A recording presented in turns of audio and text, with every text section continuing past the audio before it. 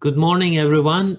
Thank you for joining us this morning on this discussion on the Biden administration's Syria policy. We named the event as Continuity and Change, the Biden administration's Syria policy. And we got a bit of a taste of what that continuity might look like yesterday with the Biden administration's first military action taking place in Syria as a response to Shia Iranian supported or pro-Iranian Shia militants in Syria. And it was a narrow attack, but the US said it was a response to recent attacks in Iraq. So it reminded me immediately of the idea that Syria may not be important for the US policy in its own right, but rather for the regional dynamics, US-Iran relationship, and others. I'm not going to comment too much, but I just want to drop this comment in light of most recent attacks in Syria. But we would like to discuss what might be the same as the Trump administration's policy, or which also had a lot of continuity with the Obama administration. So we are going to discuss these matters with three great speakers we have today. We have with us retired ambassador, U.S. Ambassador Robert Ford. He's currently a senior fellow at the Middle East Institute in Washington. He retired from the U.S. Foreign Service in 2014 after serving as the U.S. ambassador to Syria. We also have Dima Musa. She is the vice president of the Syrian National Coalition and a founding member of the Syrian Women's Political Movement. She's also a founding member of the Syrian National Council, a Syrian opposition coalition formed during the uprising in 2011. She served previously as a spokesperson for the Revolutionary Council of Homs. She's joining us today from Istanbul, where she is based. And then we have Wael Al-Zayat. He's the CEO of Engage Foundation, a national civic education and engagement grassroots organization for Muslim Americans. He's a senior fellow with the Middle East Institute. He previously served as a U.S. Middle East policy expert at the U.S. Department of State. He was a senior policy advisor to U.S. Ambassador to the UN, Samantha Power, and he was also a Syria outreach coordinator with Ambassador Ford, who is joining us today, and special assistant to U.S. Ambassador to Iraq, James Jeffrey, as well. They all have longer resumes, but I'm not going to read everything about them for the sake of time, and we would like to move to discussion. Today we will proceed with first Ambassador Ford, and then we will go to Dima Musa and then Wael Al-Zayat for their comments. I just want to give them opening 5 to 10 minutes for their opening comments, and then we'll do a second round, and I'll have some questions, and then we'll open up to questions and comments from the audience.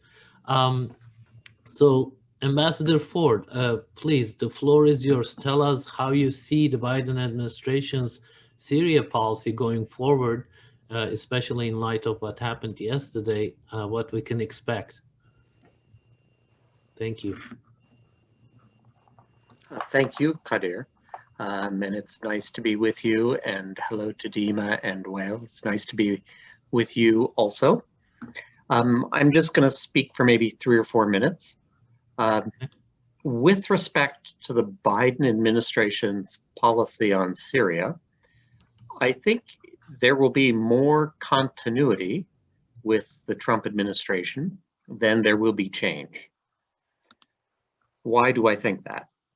Number one, the Trump administration increased sanctions on the Assad government in Damascus.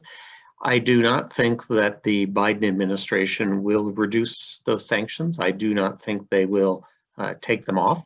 The Caesar sanctions, for example, have broad political support in the Congress, both Democrats and Republicans. I see no sign that the Biden administration wants to reduce them in any way.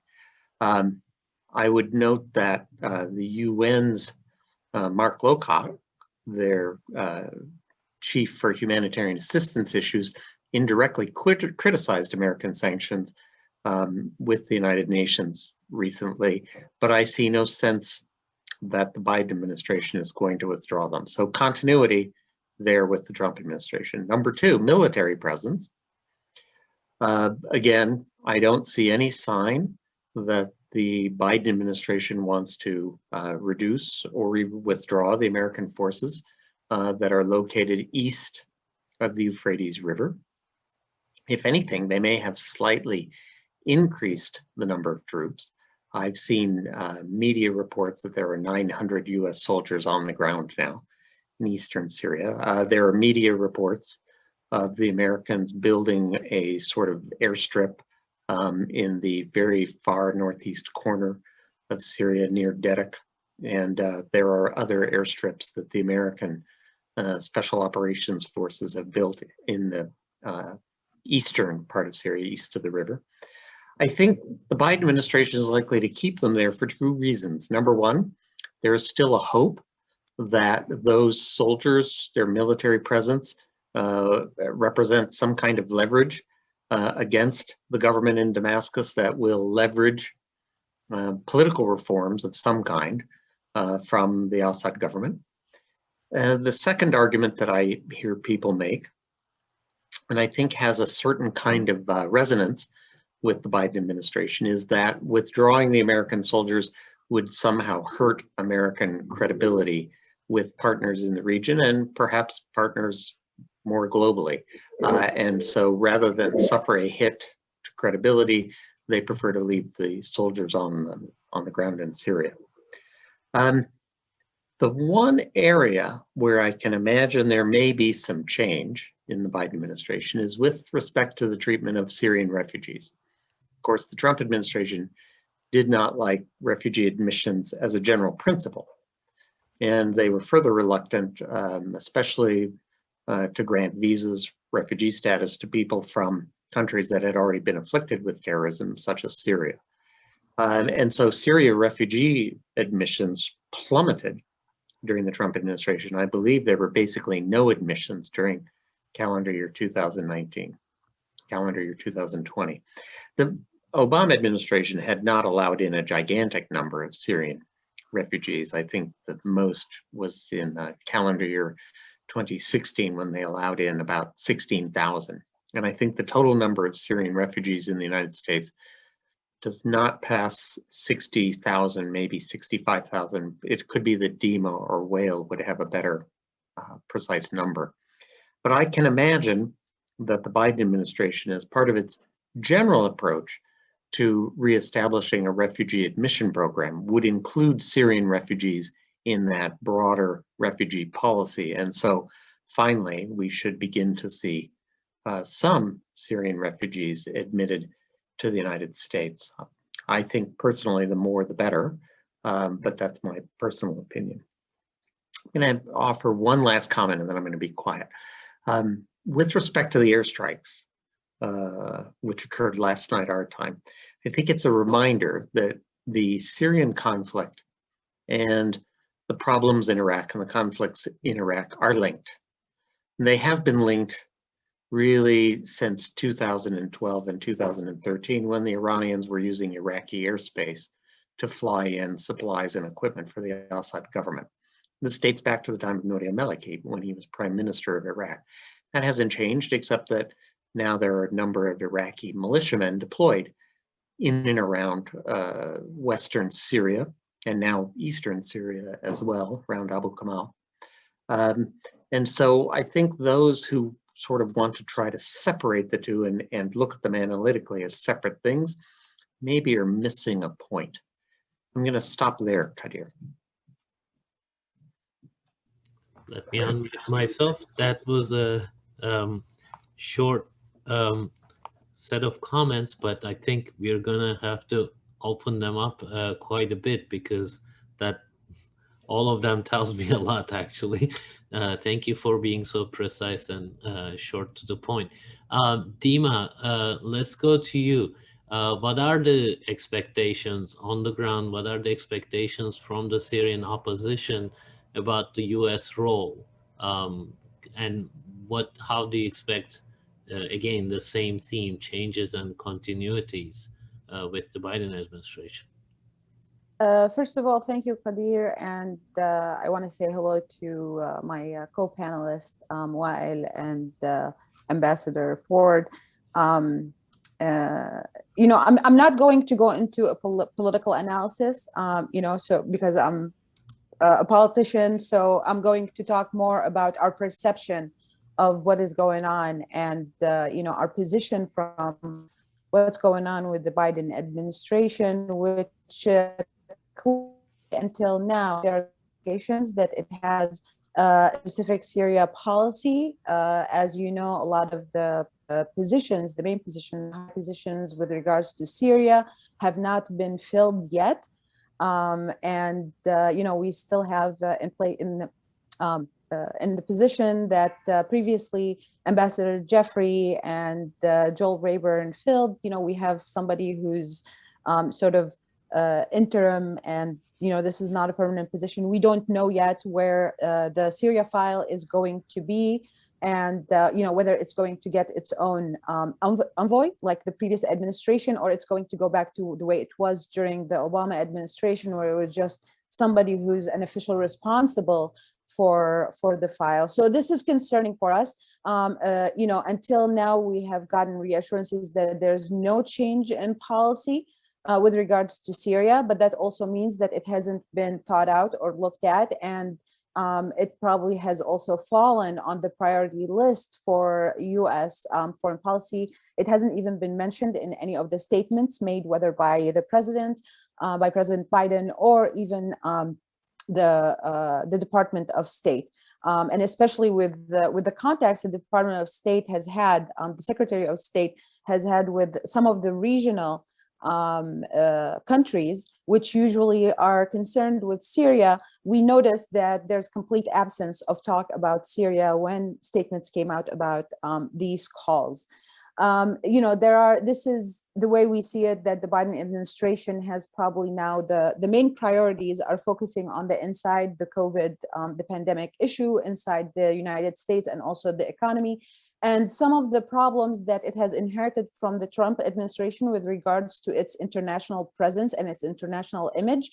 But we do think it is a mistake to sort of isolate regional and country level files from this attempt to reconstruct its international presence in, whether through rejoining organizations or, sort of repairing some of the damage with the European Union or some of the states in Europe. So we would like to see, first of all, a clear policy on what the Biden administration is going to do with regards to Syria, and that will enable us to better also have these communications and how to proceed with the Biden administration. And it is really unfortunate. I want to address the airstrikes, that the first thing that the Biden administration has done with anything relating to Syria was military action before it even stated anything with regards to its policy there. I'm going to stop here, and I'm sure we'll have more opportunity when we have questions. Thank you. Thank you, Dima. Please, Wael, go ahead. Great to be with you guys. Good morning for those of you who are, on this time zone. Nice to see some familiar names among the participants. I think I basically, I agree with the remarks by my two good friends. If we were to think about the likely policy of the Biden administration, and of course, it's always dangerous to make predictions. And as we know, despite the best plans, sometimes events on the ground dictate responses that were not planned. And all too often in foreign policy, you end up being reactionary to just triage the situations before you. And in a political, campaign environment, before you know it, the administration is running for office again and focused on that. So I think some of the telling signs are reflective of the people in the positions. We have, at the end of the day, foreign policy is a reflection of the people who implement them. And, we have my old colleague, Brett McGurk, now is a coordinator for the Middle East. He has the most senior position related to the region until an assistant secretary of state is named, for example. There is no permanent Syria envoy. And I would look at, for example, Brett's foreign affairs article, Syria Hard Truths, I believe it was April 2019, where he really lays out what he thinks are the realistic options remaining for the administration.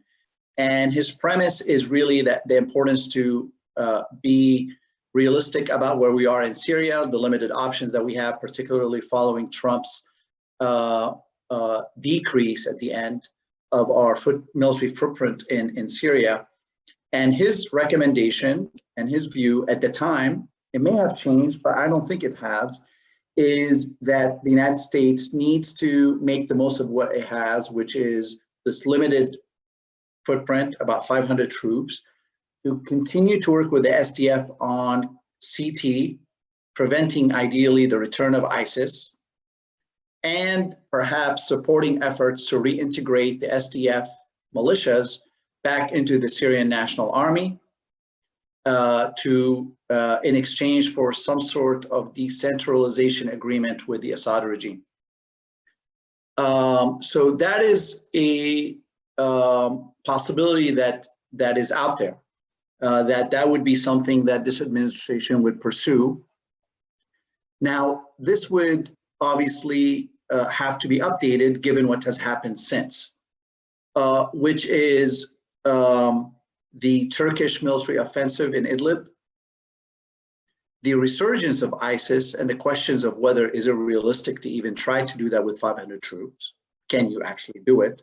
Would that require an increase in US deployments or acknowledgement that this is simply not possible and we have to leave, rather than, keep a few troops that are incapable of carrying out the mission? And then also changing dynamics with Iran since even 2019. As you saw, this attack really indicates an acknowledgement that the path toward a return to the JCPOA is not going to be as clear-cut as folks had hoped or assumed it would be.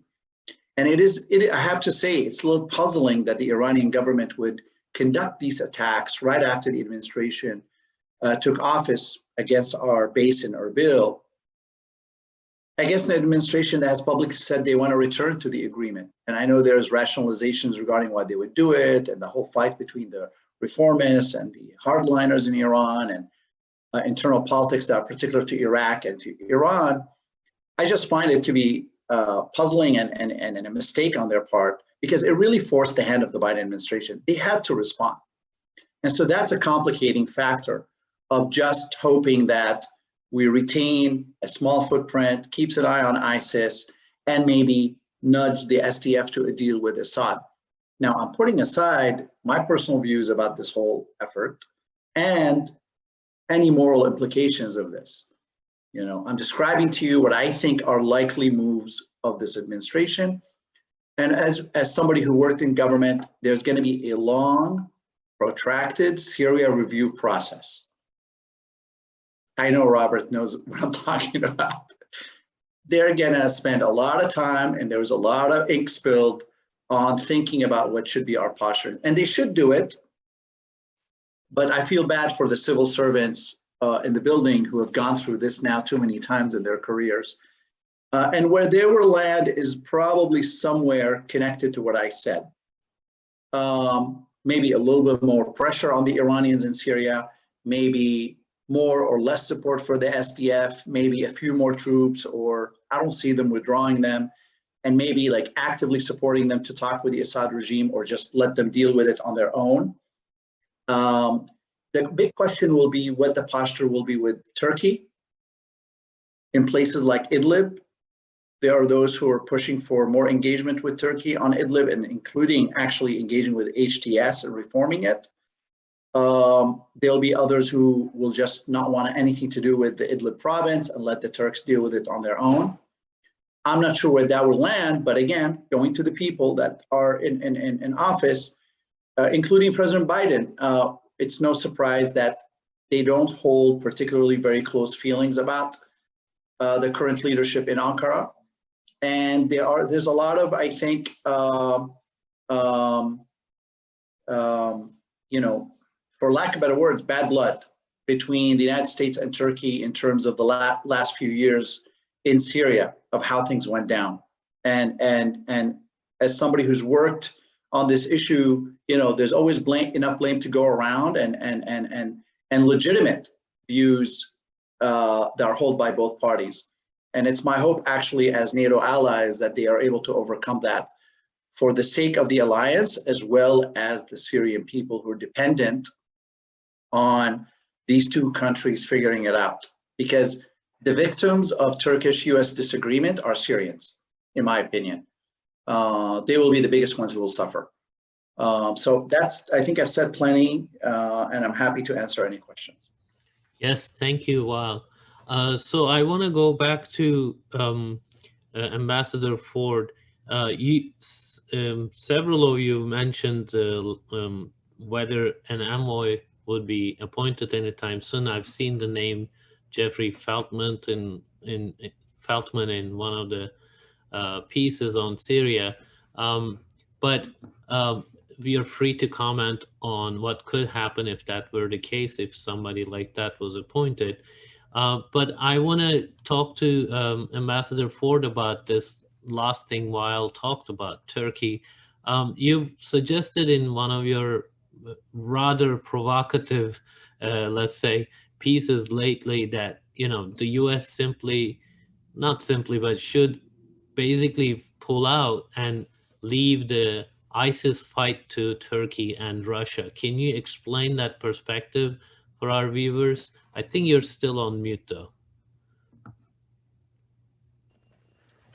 Sure, happy to talk about it. It's, as you said, it's not a point of view which is widely shared yet, but I think people will come around to it. And as soon as we take serious American casualties in eastern Syria, they're going to come around to it a lot faster.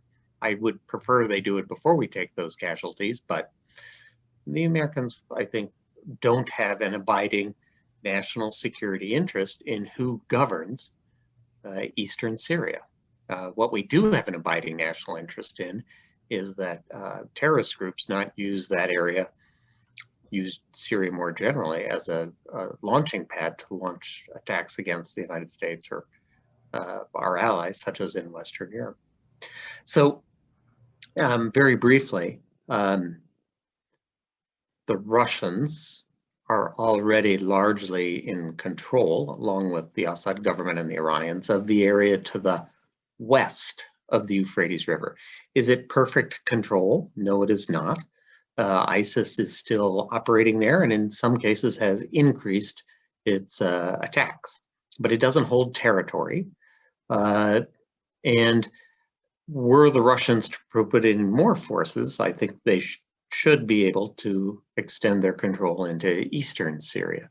I don't know that it matters if it's US forces east of the Euphrates or if it's Russian forces east of the Euphrates in terms of American national security interests.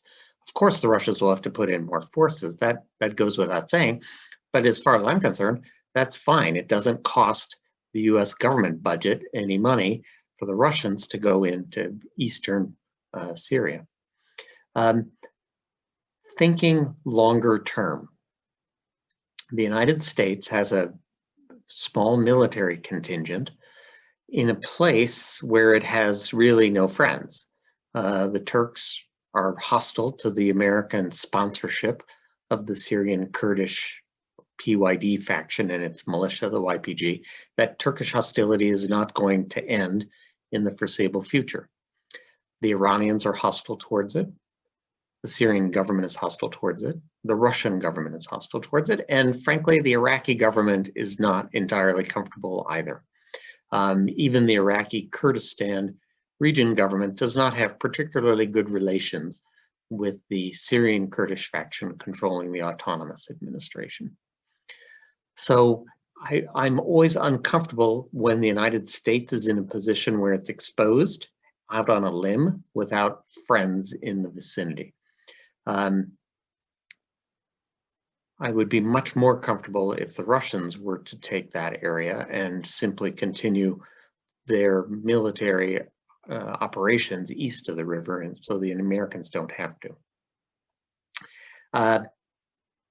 I say this with the understanding that I don't think the Biden administration wants to do that, and a number of its officials, both at the Pentagon and those slated to go to the State Department, have expressed opinions about the success of the by, with, and through mode of operation with the Syrian Democratic Forces. And unquestionably, there have been some real successes with the by, with, and through. But I sort of wonder, at what point do you declare victory and return home? And if the answer is, well, ISIS is still a problem today, then my question is, when does it stop being a problem? And are the tactics we're applying, such as using the Syrian Democratic Forces, is that really the long-term answer? I would suggest it's probably not.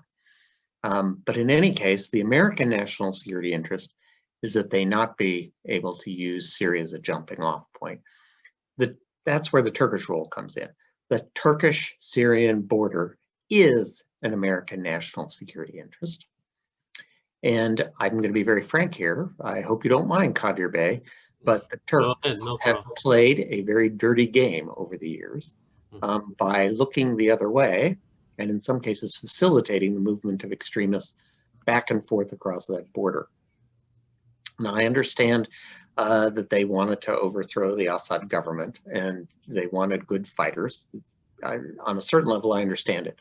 But as I myself warned Turkish officials as early as 2013, it was a dangerous game, and terrorist attacks in places like the Istanbul airport show that.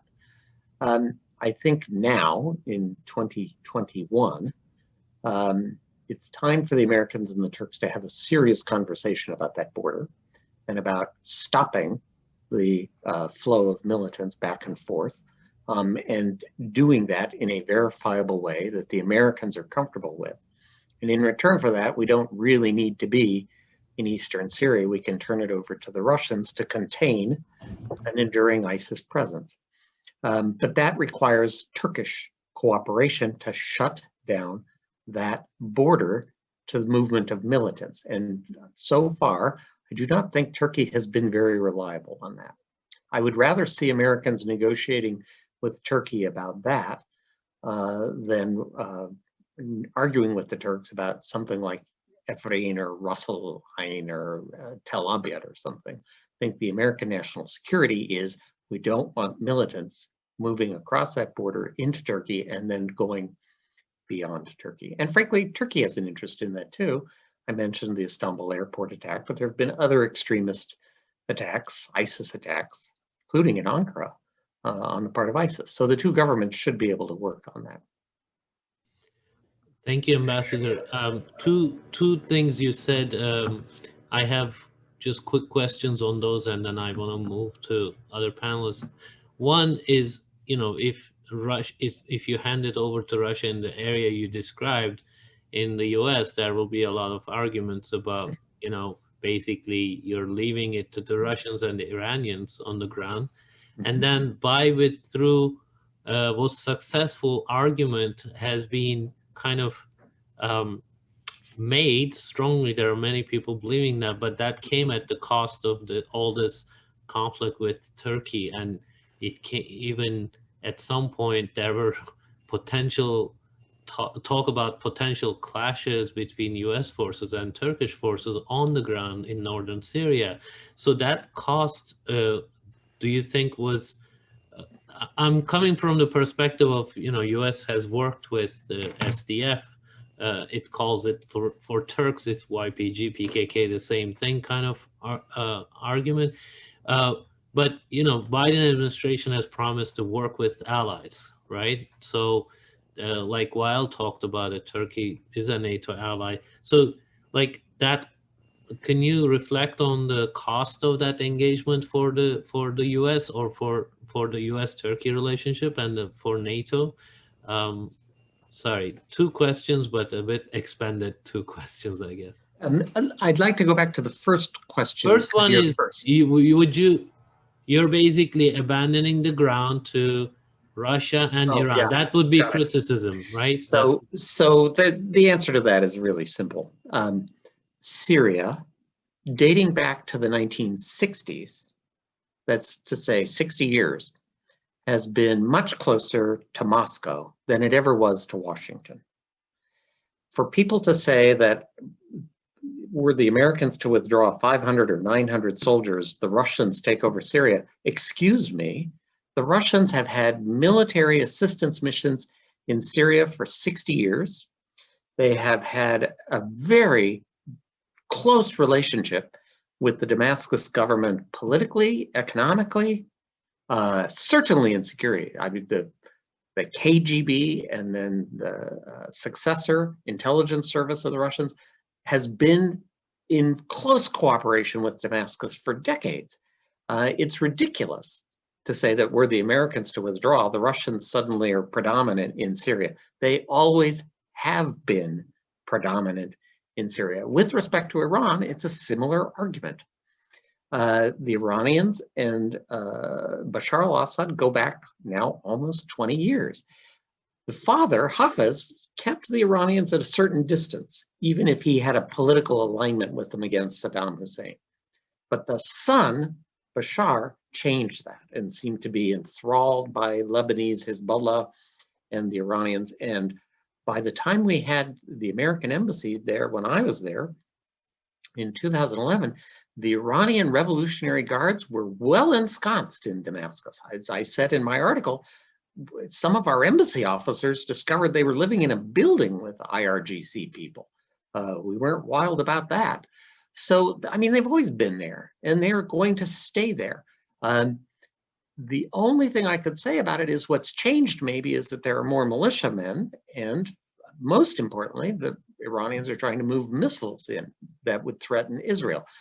Missiles like this already threaten Israel from Lebanon. So it's not like the Israelis have never had a missile threat. But obviously, they are concerned enough about the Iranian movement of these missiles that they, the Israelis, are taking action. And you know what? That makes sense to me. They are directly threatened, and so they are directly responding. But those missiles threaten Israel. They do not threaten the American homeland. And so while we can collaborate with the Israelis, I would say the Americans have spent decades building up Israel to be the preeminent military force in the Middle East. We succeeded. And so now the Israelis are doing with their capabilities what they need to do, what they perceive they need to do. It doesn't require American soldiers in eastern Syria. American soldiers patrolling around Qamishli or around Hasakeh or El Busayra is not doing anything to impede the movement of Iranian missiles from Iraq, from Iran. So, I mean, we just need to be realistic about this whole Russia-Iran influence. With respect to the costs of working with the Syrian Kurdish PYD party and its YPG militia, yes, it absolutely has weighed heavily on the Turkish-American bilateral relationship. I think the Americans have always looked at it as a sort of a short-term security issue for Turkey. Can't we demobilize part of the border, a border strip 3 miles wide or 5 miles wide or 6 miles? Kadir, you're Turkish, I'm not. But it seems to me that Ankara's concern is not border security from the YPG. It's territorial integrity of Turkey and the appeal within Turkish Kurdish communities, especially down along that border, the appeal that the Syrian Kurdish political dynamics have to Turkish Kurds. There is a long-standing relationship between communities on the Turkish side of the border and on the Syrian side of the border. In the Ottoman Empire, there was no border. And those communities are linked culturally, family ties, tribal ties, linguistically.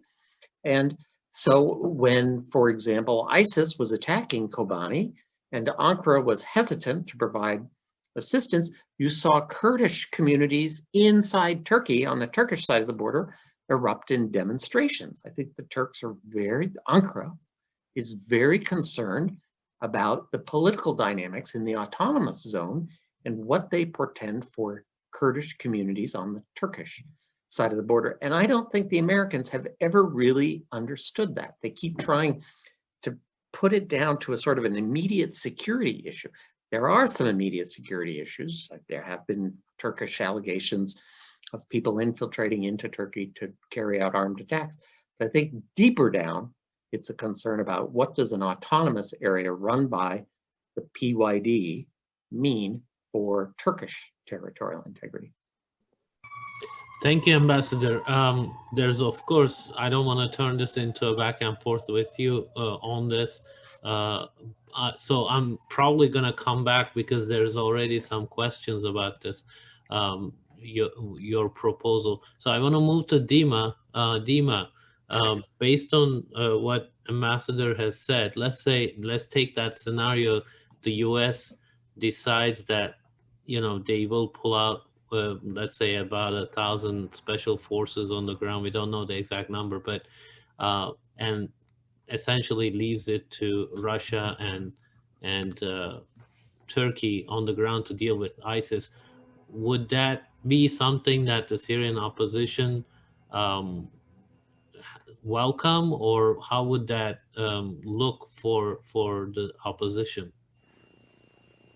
Well, before I talk about whether that would be welcome or not, I personally don't think that the U.S. is going to withdraw because it has made a huge investment in this area in Syria with regards to fighting ISIS and sort of keeping an eye on or keeping the Iranian militias in check in that region. And if we look historically, I don't think the U.S. has pulled out of anywhere that it has intervened in militarily or had military presence, over a few years. So, and there are very close examples to what I'm talking about. There's Iraq right next door. There's Afghanistan.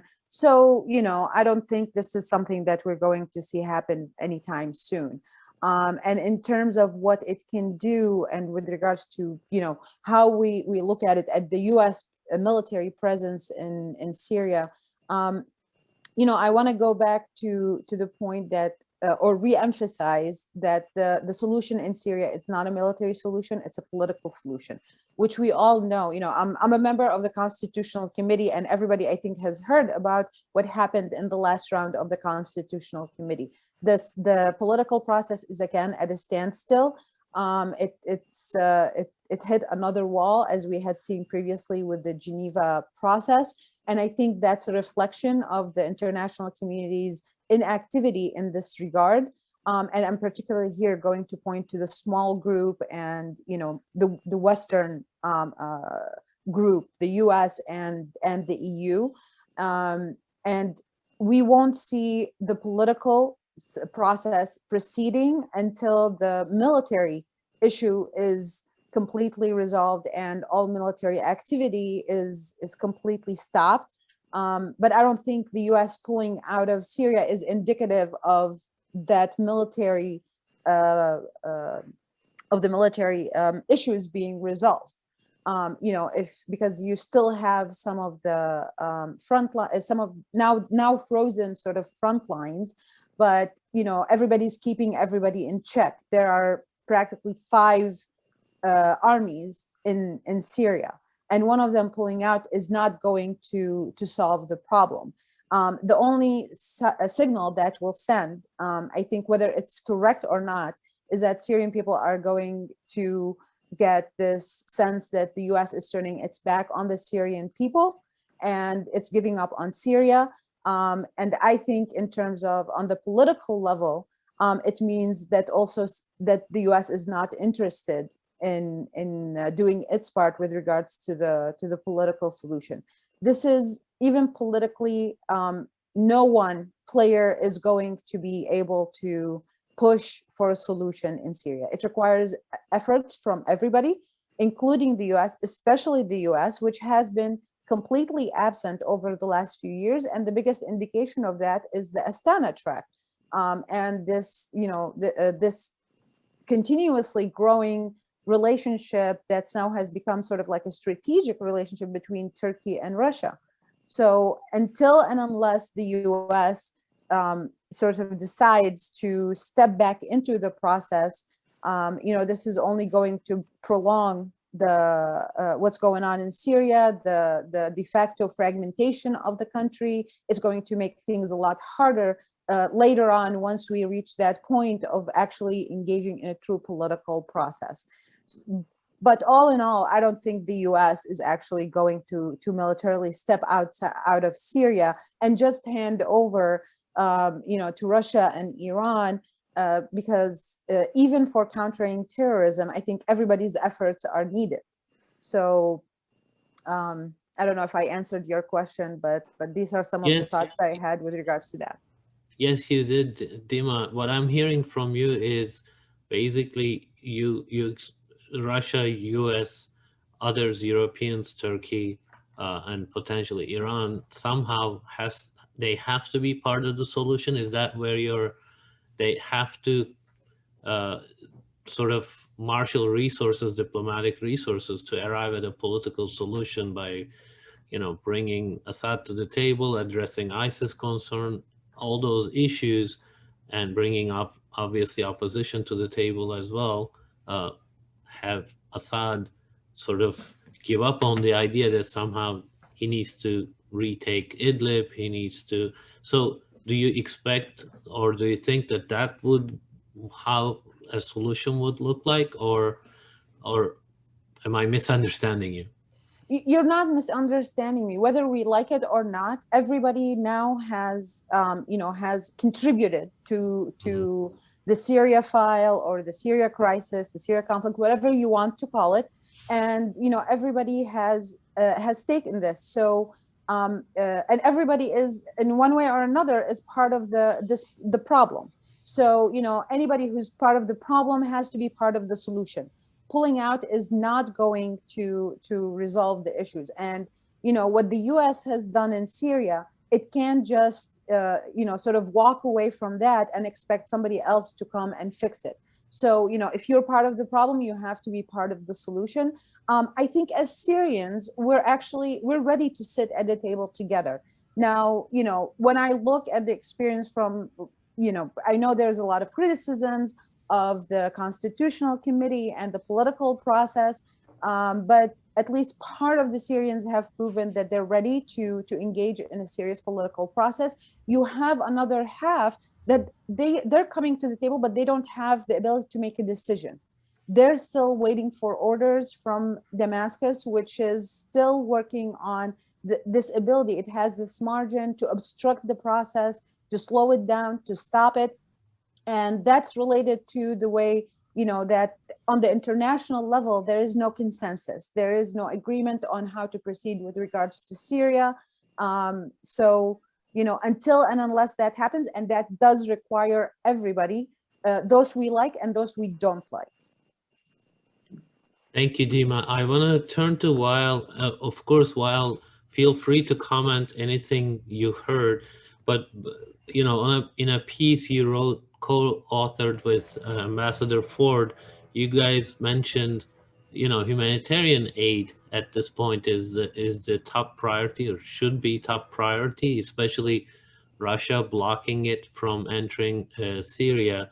Can you expand on that? If that's the top priority, does that relegate the political solution to a lower priority in the list of priorities, or again, am I misunderstanding that? The humanitarian priority is the immediate priority, but I like to take a few steps back. We're discussing likely Biden administration policies on Syria, and we saw some public officials talk about how the Middle East is not in the top 3 for the United States. If I had a penny for every time I've heard this. And also, you hear that not only is the Middle East not in the top 3, but Syria is not in the top 3 of the Middle East and all that stuff. It all depends how you are defining the national interest. It's how you're defining the national interest and what you think is the actual purpose of the United States being engaged diplomatically and even militarily. A lot of people focus on 500 US troops not being able to confront all these Shia militias and the Russian army and of course, they're not there, hopefully, to engage in war with any of these actors. They are both a deterrence as well as a leverage for other stuff.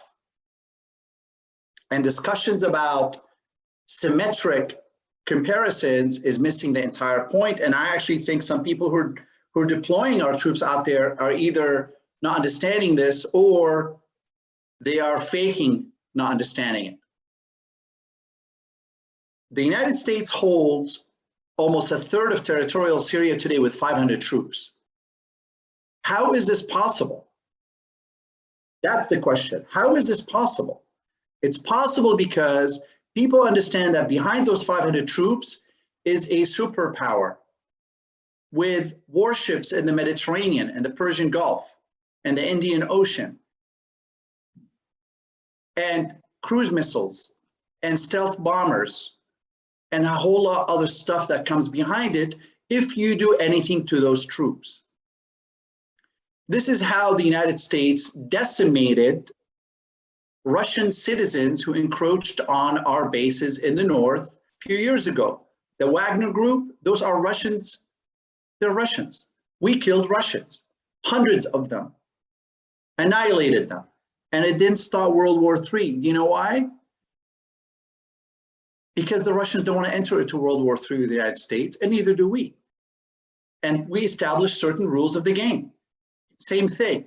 When we target Hezbollah fighters, Iraqi militias supported by Iran, and we kill Iranian military personnel in Syria, that established certain parameters for the rules of the game.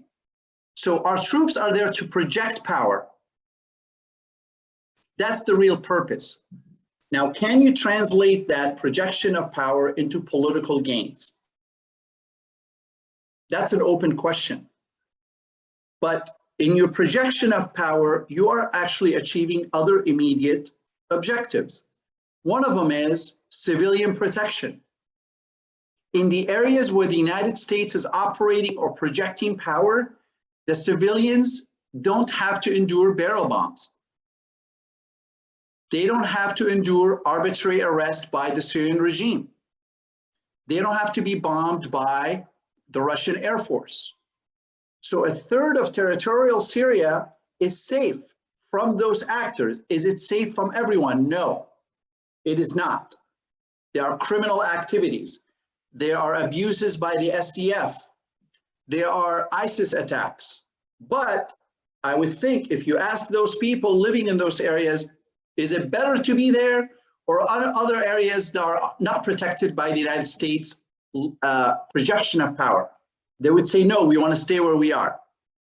Similarly, in Idlib province, people living in Idlib right now under Turkish protection, do they prefer to put up with all the horrible things in Idlib or go somewhere else, including regime-held areas? Well, they're telling you what they prefer. They prefer to stay where they are, as horrible as their situation is. So the question is, can you turn this relatively small investment of US projection of power? Now, look, every dollar matters and every life matters, but for 500 troops, And a few $1,000,000, whatever the amount is these days, tens of millions. And again, we have economic needs here in the United States. It's COVID. A third of the country is unemployed. I'm not belittling this, but when it comes to a foreign policy and military involvement, this is pretty damn cheap. This is one of the cheapest engagements we have if you compare it to anything else we're doing. We have 30,000 troops sitting in South Korea right now. Nobody talks about them. And we have troops in Germany that everybody was upset that Trump wanted to pull out, still there, 60 years after World War II. So for a relative cheap engagement, we have a third of this country and civilians who are protected. And we have a NATO ally in another part of the country, as problematic as the relationship is, and as imperfect the situation in Idlib is, including HTS and other terrorist or extremist groups. We have 3 million people there. They're not getting killed every day. Can you turn this now into a more permanent, safe area for those people? Not because you're going to force the regime to agree to leave power. It's a misreading of the intent. It is about protection today. Can you turn this zone into a more permanent, safe space for those people? That's the question. So does that mean 200 more troops may help, or 500 more troops? $200 million in capacity building, working with the Turks and the international community to really ramp up and surge assistance to those people in there. So you are doing good now. And then here's the big play. Can you turn this reality on the ground over time? I don't think the conflict is ripe for an agreement right now. But once you do this, can you turn it and leverage it over time into a more permanent political agreement? I think a lot of people get wrapped around the axle of saying, well, these sanctions and these troops are not going to convince Assad to let go. Well, of course, it's not going to, but that shouldn't be the purpose of it. The objective is civilian protection in a third or now 40% of Syria, and then waiting for the regime, for the Russians and the Iranians to come to us. I don't know why we have to keep going to them. They need to come to us and say, you know what? It's been 10 years, it's been 15 years, it's been 20 years. Maybe we need a better way. They may never come to us, by the way. They may never come to us. And I would pose that it's better for us to secure what we have and the lives of the people under US and Turkish spheres of influence today. And I don't know how the Turkish body politics will take what I'm about to say. I remember when Turkey was horrified that there was going to be a KRG in Iraq. Horrified. Your parliament blocked the entry of US forces from into northern Iraq in 2003. Your president and your government refused to meet with any representatives of the Kurdistan regional government if they did not also wear the GOI hat. I remember this. I was in Baghdad. And today, some would say that the Turkish government has pretty good relations with Erbil. How did this happen? A lot of people in the West will say Turks and Kurds, they always hate it. Of course not. It's about interests and trust. It's not about nationality or religion or sect or ethnic identity. Those things matter, but interests will trump that. Can the United States and Turkey align the interests of the Syrians in northern Syria over time with Turkey? Is there even a state of operation that's as imperfect as it is that will allow them to coexist and have more trust? What changes does the SDF need to make so Turkey is no longer worried to the possibilities that Ambassador Ford correctly pointed out to? And what things Turkey needs to do to provide assurances that's not going to repeat some of the activities, and quite frankly, that led to ethnic cleansing in northern Syria? And what does the United States need to do to provide assurances to both? I would rather to cut a deal between the SDF and Turkey than to figure something out with Russia and Iran. If we can't figure this out with the partners we're supporting and our allies, how are we going to figure it out with Russia and with Iran? And so, in quick summary, we have a relatively cheap investment in Syria. We have a historical precedent in northern Iraq that I think is worth trying to replicate in northern Syria, number one, for civilian protection, and to leverage it in the long term for possible political gains that may or may not come, but I would put up with that if I can secure the lives of about 7 million people today that happen to be under Turkish and US protection. Thank you, Wael. Again, I'm going to restrain myself from having a panel between you and me on this, but I just want to say, you know, the PYD PKK thing is very different than KRG in terms of, you know, 40 years of it's a long, we have to do a panel basically. Oh God, no more panel. But so let me just move to the questions, if you don't mind. I think Ambassador Ford, some things have been raised about the proposal. If you want to respond, please go ahead, and then I want to go to the questions.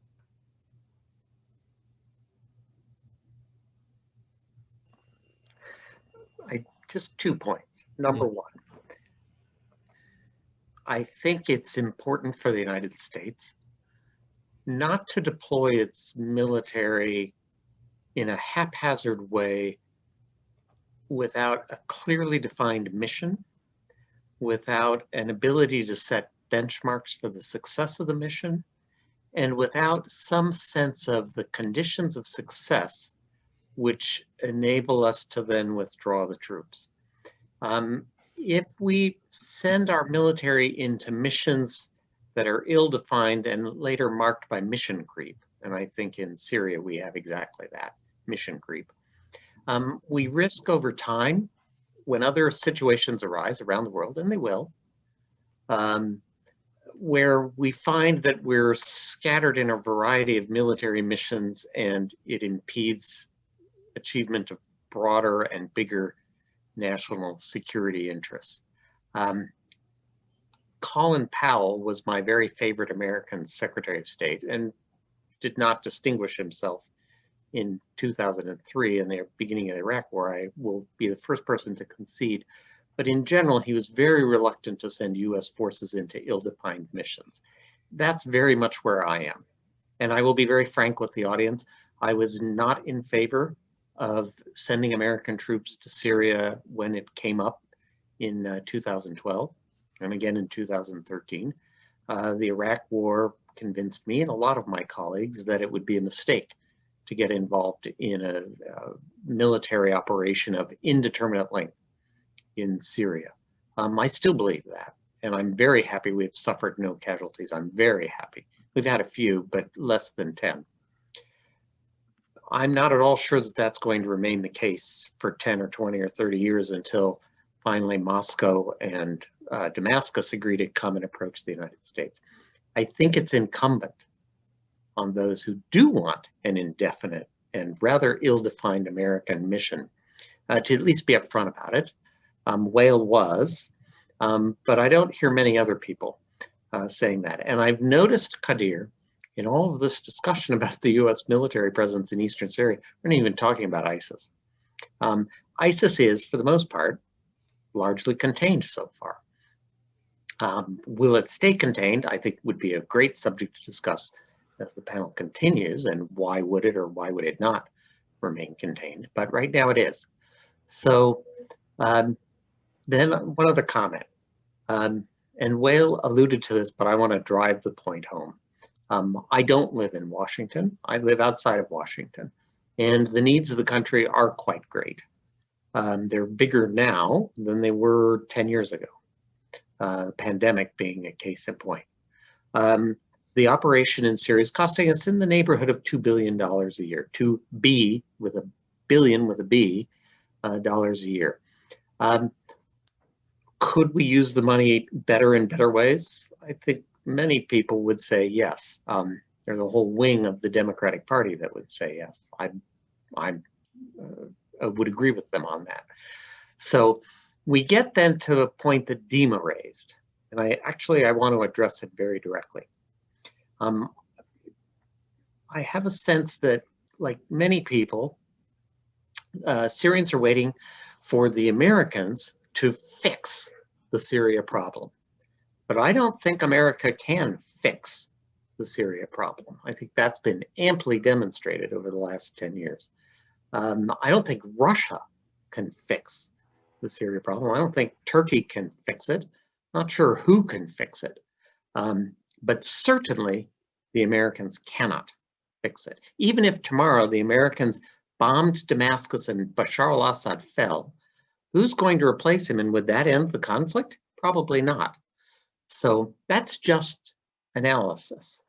So I think it's important when we talk about the Biden administration in Syria to also remind ourselves that in the end, this started 10 years ago as a conflict between Syrians. And it's going to end when there is an agreement between Syrians, to which external powers will say, yes, this seems reasonable. But we need that Syrian element. So I'm still wondering myself, where is a Syrian vision that has broad agreement among Syrians?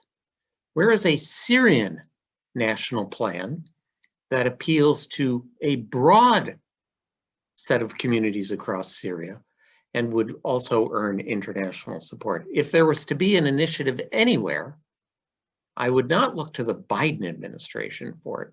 I would look to Syrians to be developing a national plan, a national vision that has support west of the Euphrates River, east of the Euphrates River, and among Syrian communities scattered across the Middle East and elsewhere.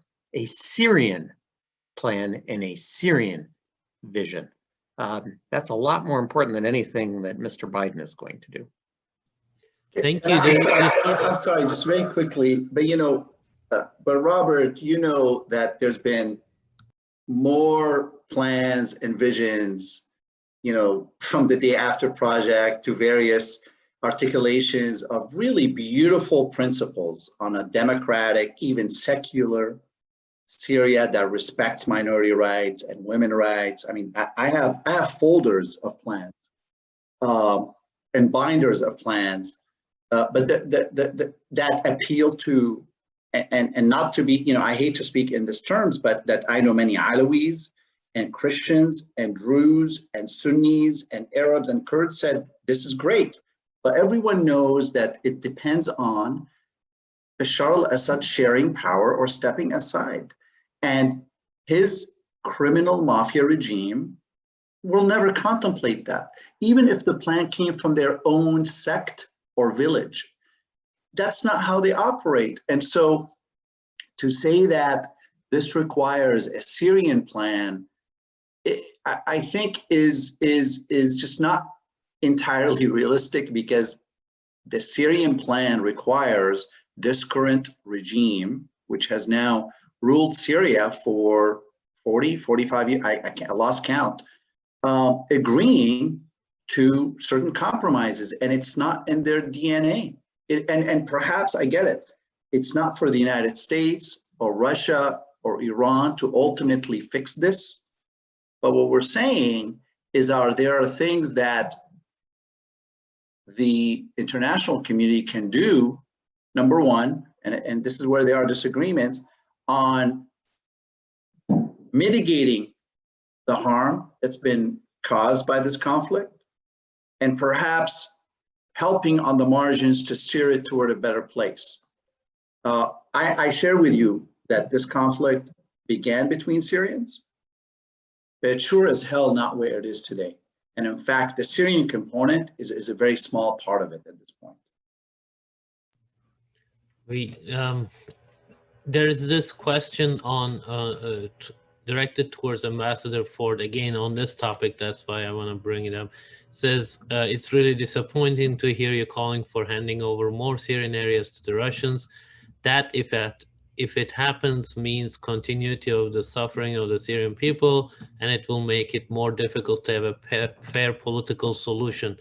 Do you think that leverage that's built the U.S. has on the ground that could help towards a political solution, or do you suggest that regardless of the political process, we should drop it and leave it to the other players?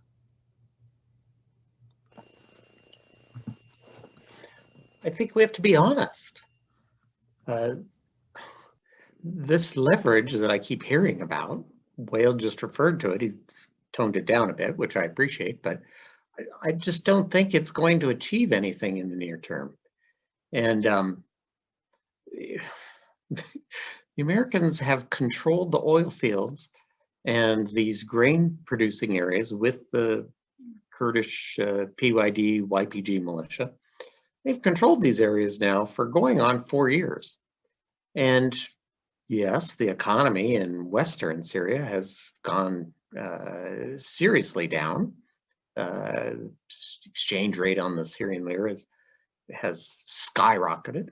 But as Whale himself just noted, hasn't moved the regime much at all. If anything, I think Dima was just talking about the Constitution Committee, would be the first to say the regime is making no compromises. So I just don't believe that this leverage is useful in any near time frame. And if you say to me, well, let's wait 20 years, I guess it's kind of like John Maynard Keynes talking about economics, where he'd say, well, in the long term, we're all dead.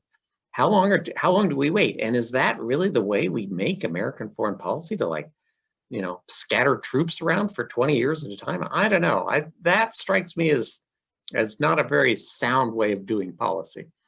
So I want to answer something Whale said, because he raises a good point about, you know, what kind of Syrian plan is ever going to work. As you know, Whale, yeah, there have been a lot of plans, but name one that's on the table right now that's garnering any kind of discussion. I can't. The day after plan, you know, gathering dust on a table. The point is, what kind of plan is gaining support on the west side of the river? Because ultimately we're going to have to pull, not we, it's not the Americans' job, Syrians will have to find a consensus that includes people who support the government now. And so how that's done, I don't know. I don't pretend to be an expert on Syria. But what I do know is that whatever plan is ultimately chosen is going to have a large margin of buy-in from elements of the regime. The regime will not be overthrown, as you yourself just said. So there are going to have to be, people hate this word, compromises. And I haven't seen a plan put forward that sort of goes forward with that sort of outlook. And there's another problem, and let's be honest about it. If you want to get rid of the regime, you have to have someone who is considered sort of a reliable leader and spokesperson of the opposing point of view. I can't identify who that would be. But just if you think about it analytically, there needs to be a visible alternative. Manaf Talas? Are we serious? So I just don't think, in the end, the answer lies in Washington. I'm not sure the answer lies in Moscow. I have big doubts about that. I think in the end, Syrians have to address this problem. Stop waiting for the Americans. They're not going to do more than they do now, I don't think. Thank you, Ambassador. Dima? Yeah, I have a lot to answer, and you know, I'm really surprised at a lot of things that Ambassador Ford is saying, and you know, I do take issue with the way they're being said, unfortunately. First of all, you know, for somebody who was on the ground when the peaceful demonstrations started, and to describe that as a problem between Syrians against Syrians, I think that's an insult to the Syrian people, who took to the streets against the regime, against the oppression that they had lived under for over 40 years. Maybe now it has become sort of, you know, there is this Syrian conflict, but it also involves at least 5 countries, 5 armies, one of which is the US. When we talk about, Syrians are not waiting for the US to fix the Syria problem. Syrians are waiting for the US to do its part as one of the major international players, complaining about what Russia is doing, about what Turkey is doing, but standing without doing anything itself, without using the leverage it has on the ground for political gains, for the benefit of Syrians, while the rhetoric is so rosy and beautiful. That is a disappointment. That is what disappointing Syrians. We're not asking for the US to take military action because, you know, more than half of our country is destroyed. So nobody is asking the US to target anybody militarily. In fact, as long as there are these military actions, we can't proceed with the political solution. But what the US hasn't done for 10 years is use its leverage, whether at the international level or elsewhere or in Syria itself, after it had taken presence, military presence on the ground, whether it's 500 troops or 10,000 troops, it doesn't matter. It's there and it has some leverage, and it has not used that for political gains, to push politically, you know, towards the solution. And we don't have to have something ready and put in place. We have 2254. It has a roadmap for a political solution. And 2254 is under the auspices of the United Nations. And I do believe that the United States is a member of the Security Council. So when we sit there at the Constitutional Committee and the regime is sitting across from us, it's not because Syrians don't want to talk to each other, because there isn't, for example, you know, we see the special envoy and he doesn't have the support from the group that gave him his job to do his job fully. And that involves Russia, it involves the US, it involves China, it involves, you know, France and the UK. So please don't misread or misrepresent what we're saying. We're not asking for military intervention. And in terms of compromises, yes, we do understand this. And I think being involved in a political body and being engaged in political negotiations and going to the Constitutional Committee, we know that these slogans of toppling the regime and militarily having one side victor over the other is not the solution. Otherwise, we would not be going to Geneva to still have these negotiations. And our main concern are the Syrian people. We don't need one person to take the place of another person. So, you know, the solution has to include all Syrians. It has to be for the benefit of all Syrians and future generations. So, of course, we do understand that there will be compromises and there are going to be concessions, because this is what negotiations is about. We do understand that. So, you know, I'm sorry for being very aggressive with this, but I think there were some slightly condescending kind of messages that were being sent there by Ambassador Ford, with all due respect. Thank you. Qadir, I really must respond. Okay, go ahead.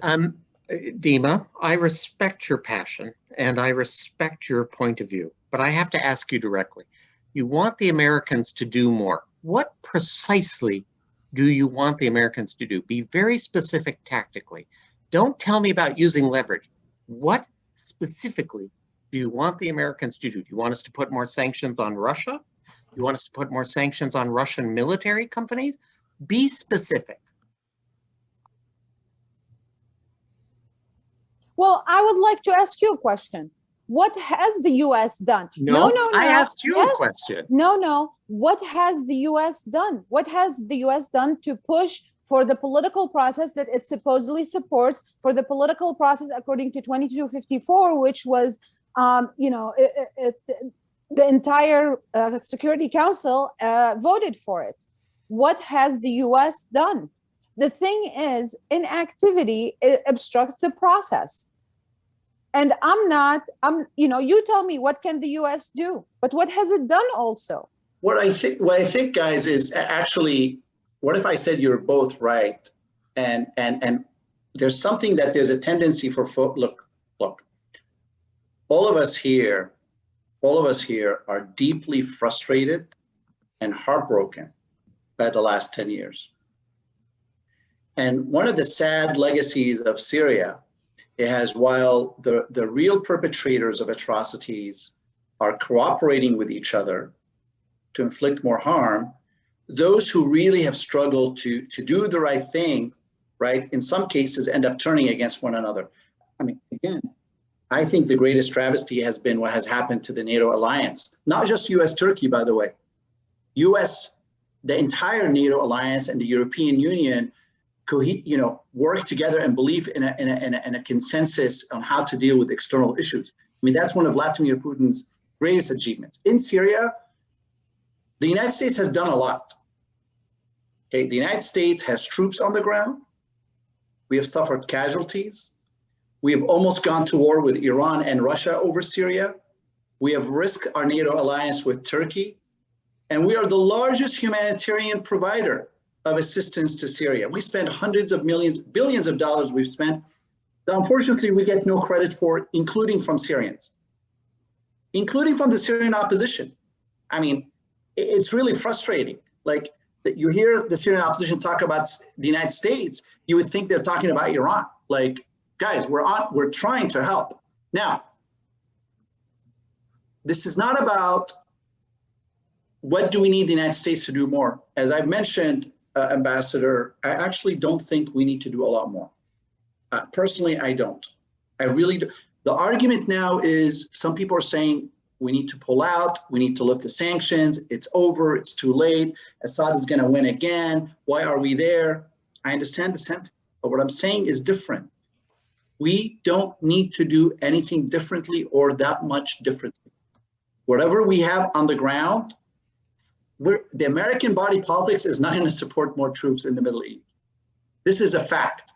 The American body politics is not going to support airstrikes on Syria willy-nilly. Maybe respond to Hezbollah and Iran here and there, but beyond that, it's not going to happen. And I don't think it's needed from a military perspective or even a dollar and cents perspective. What we're the money that Trump froze, it needs to be released, in my opinion.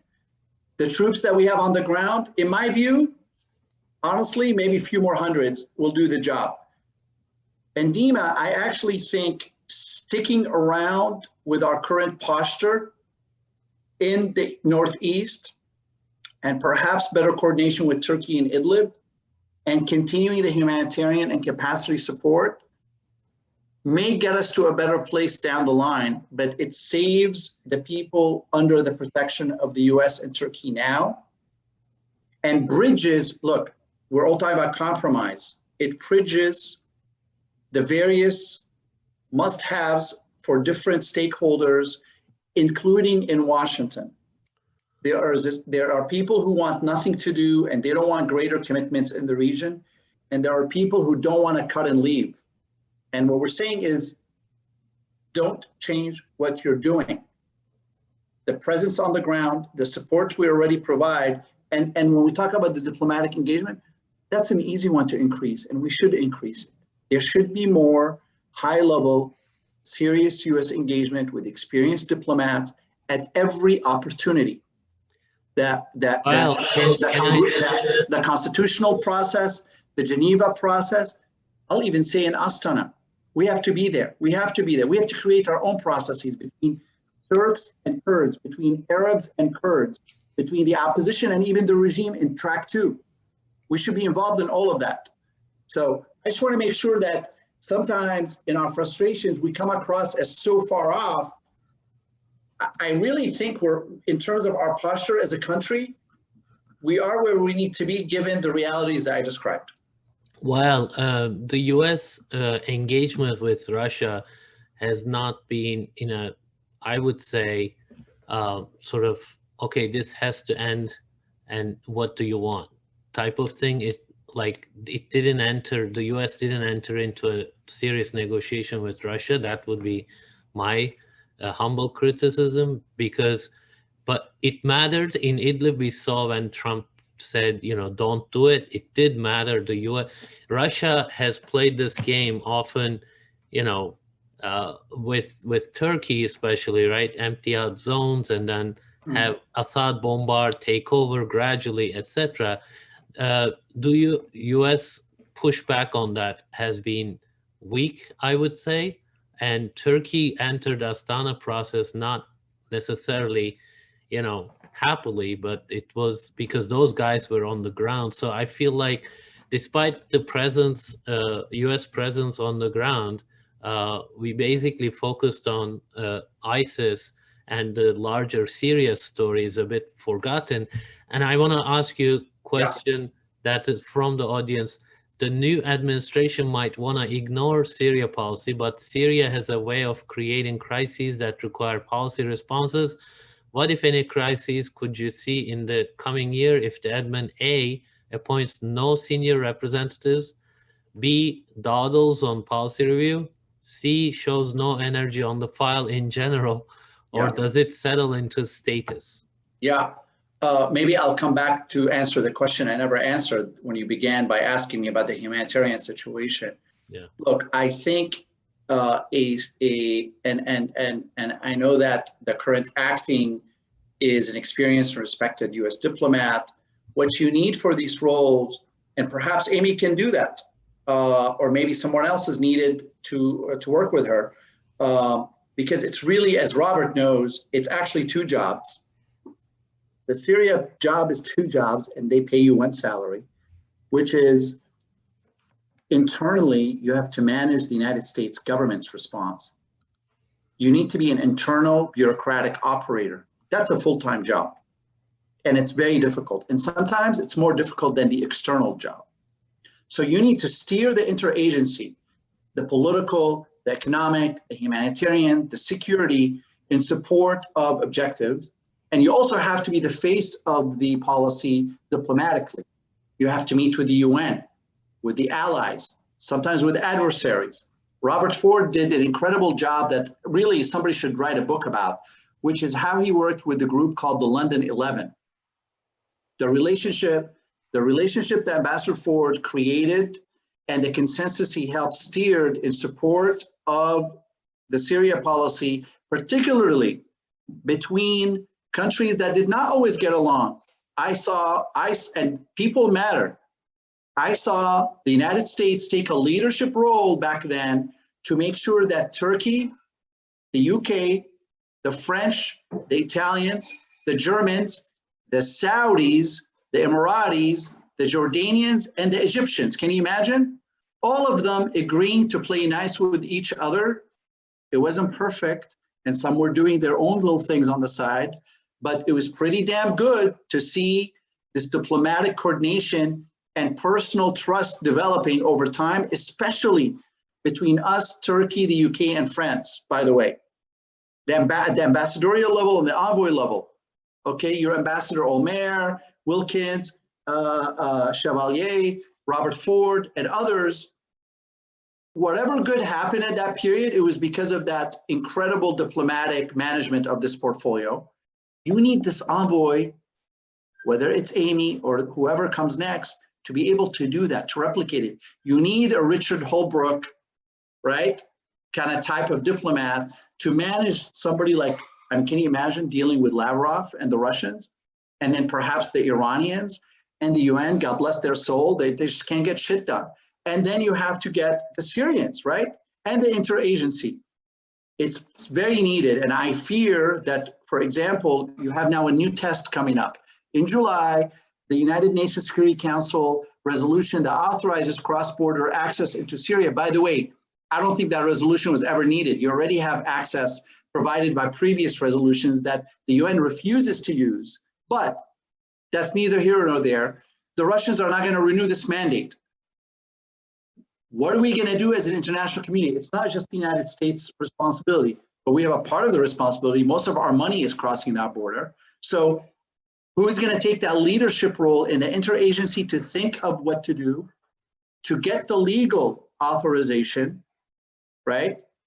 Especially if you're thinking of working outside of the UN parameters, and get the partners and the allies and leverage that with the Russians to convince them that, hey guys, if you're going to authorize this, we're going to bypass you anyway, credibly. So that's an immediate test of this coming up, and we need some serious U.S. engagement. Constitutional Committee, who's going to go? Maybe it's not for us to do it, but who in the world is going to go and tell the Russians that, hey guys, your allies are not going to, they're not playing ball in this process. We're going to do something else. We're going to create a new process without them that's going to bypass them. You know what? We're going to invest in the Syrian opposition and the SDF and Turkey, hear me out, figuring out things on their own. I mean, look, you have to play this game as well. And so all of this is absent from the current diplomatic scene, but it's my hope that the Biden administration, with all the great talent that's in government now, there's incredible talent, will ramp up the diplomatic piece. And quite frankly, that's usually the least politically costly to do. Everybody loves diplomacy, so I hope we put a lot of power in there. Thank you, Wael. I want to just go through the questions, and then if people have responses, they can go ahead and mention them. There's one question about, is there a Biden policy regarding Hezbollah and its role in Syria and internationally? Anyone volunteer to respond to that? Ambassador Ford. Look, there's a consensus in the United States politically that Hezbollah is a terrorist organization, that it's unhelpful to stability in the Middle East, whether that be in Lebanon, whether that be between Lebanon and Israel, or the role of Hezbollah in places such as Iraq and Syria. There's nobody in the United States that thinks Hezbollah is a good thing. There's nobody. There's maybe a little bit less consensus about the utility of American military strikes against Hezbollah. That's a different question. So again, it gets into what do you do about it short of military strikes? And the United States has tried to sanction, its favorite tool in Washington, sanctions, to get at Hezbollah. And I think there's, again, broad political support, Republicans and Democrats, to pursue that kind of policy. Do you think, Ambassador Ford, one question is about Obama, what he did with Iran to be able to get the Iran deal. They sacrificed Syria. I'm just paraphrasing. Do you see a repeat of that, or do you find that criticism justified at all?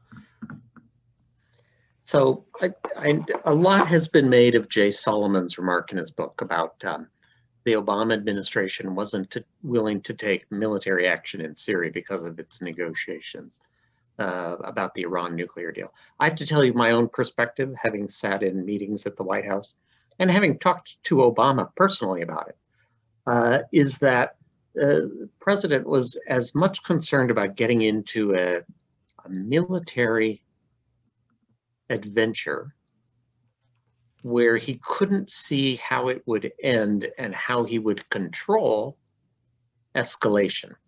He was very concerned that if the Americans launched a strike and Assad escalated on his side, then the Americans would have to escalate to counter Assad's escalation, and you would go up a ladder, and it would not be Barack Obama in charge of that ladder. It would be Bashar al-Assad. So I'd be honest about that up front.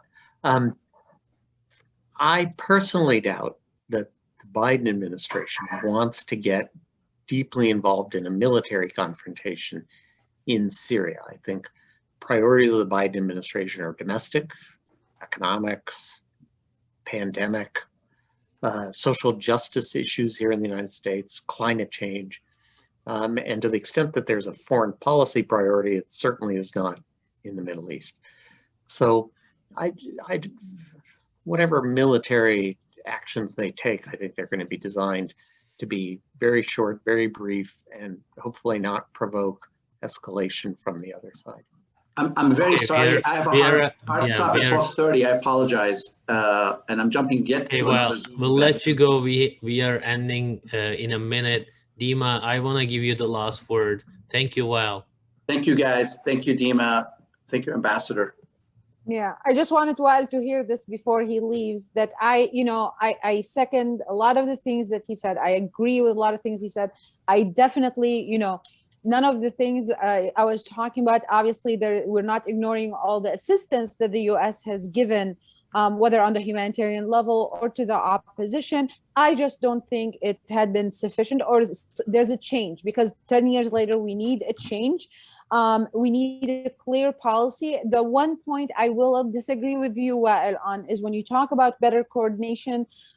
This is a point that I think Qadir had made, is that Russia needs to be part of that coordination. You can't ignore it. You can't hide behind your finger. It's a major And it's a country that you can actually work with on a diplomatic and political level. You know, if with Iran, maybe that's a little iffy. I think with Russia, it's very important. And right now, what is required of the Biden administration is a clear policy on Syria, so we know how to proceed. I would love to see, you know what, I'm sorry, actually, you piqued my interest. I would love to see a Syrian proposal actually on what working with Russia on Syria looks like. Here's why, because you often see those proposals come from non-Syrians, and they come across as kind of selling out the Syrian people, given what Russia has done to the Syrian people. But it will be very interesting to see a clear-eyed, pragmatic proposal coming from even the Syrian opposition or pro-democracy Syrians to say, you know what, here is what diplomacy with Russia should look like. I know that I would read that myself because there's just not a lot of it out there. I would love to see it. I can't make you any promises. Sorry, Khadir, I can't make any promises about this, but we can talk about what we need to see happening at the international level. And I think countries can also figure out what they can do amongst each other. I can't go and say to the US, this is what you need to do with Russia, but I can go and say, everybody's pontificating. You should do it. Yeah. Well, all right, I'll think of that. All right. I want to finish with a comment by the audience. This is one of the best debates ever on Syria. Hats off and thanks a lot for this. We need to make other webinars as lively as this one. So Ambassador Ford, Dima, and Wael, I want to thank all of you. We'll end this conversation here. Thank you so much.